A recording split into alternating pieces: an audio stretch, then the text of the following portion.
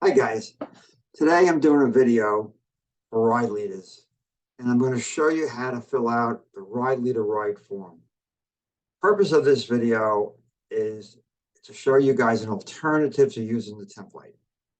We've had people that have had issues using the template. We understand that.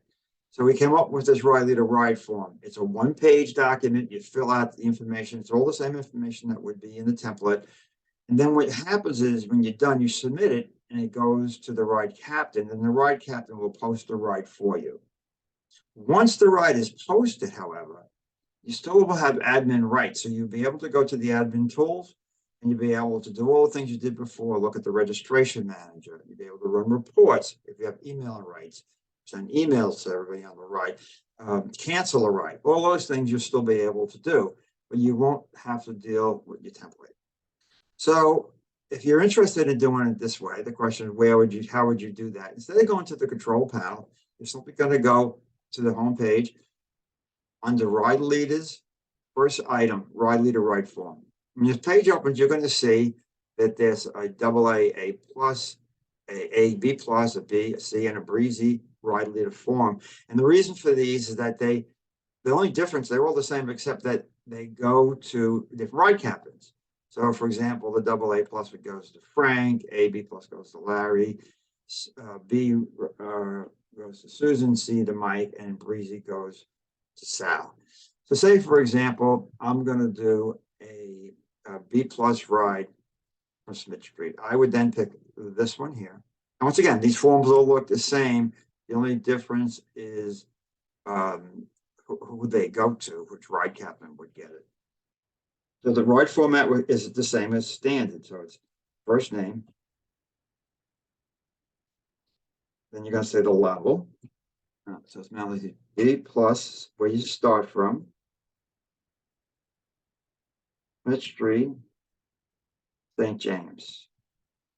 And by the way, the red dots means over required fields. Not all the fields are required. And then a short description.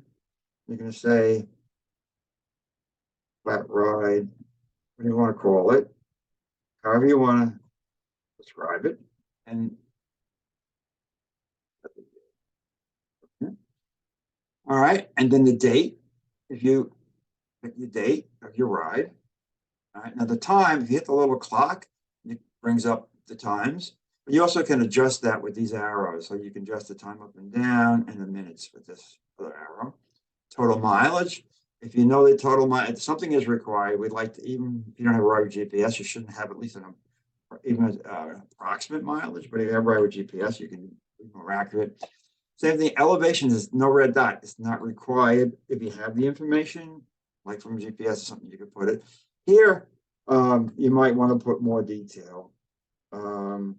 Right to whatever you want to say is like you would say in the ride description. However you want to describe the ride. Okay. And then now the ride with GPS link. You're going to have a ride with GPS, open. You're going to copy that and paste it in here. So you want to have that open first.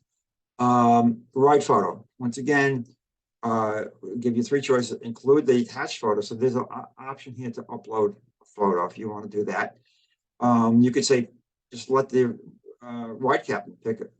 Add a photo from the venue list that we have in there. I'm going to say that. Or you can say no photos necessary at all. You don't have to have a photo. Start location.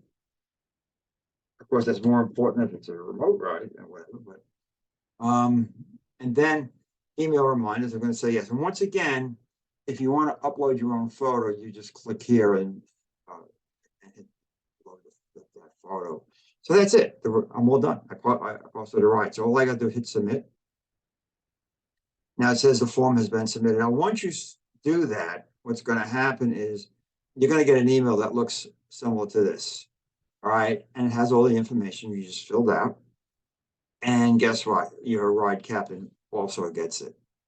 So you get an email. Now, the other thing is the ride captain will then post a ride. Once the ride is posted on the calendar, right, you'll see it here in the list or upcoming rides or on the actual ride calendar. And what happens when you open that ride, you're still gonna have show admin options here. And you'll still be able to go in, you'll still be able to look at the registration manager, you'll still be able to run reports, you'll still be able to do emails if you have rides, you'll be able to cancel a ride. And even if you want to tweak something here, you still can even go back and do that as well. So at any rate, we're doing this as an alternative to people using their template, giving you an alternative method that's we think is a lot easier. We've definitely had people that lose their templates, they write over it instead of copying it, or they fill it out wrong, or they play it wrong with the date visible, something like that. So this eliminates all of that. So it's hopefully don't feel comfortable using template, that you take advantage of using our new ride form. Thanks again.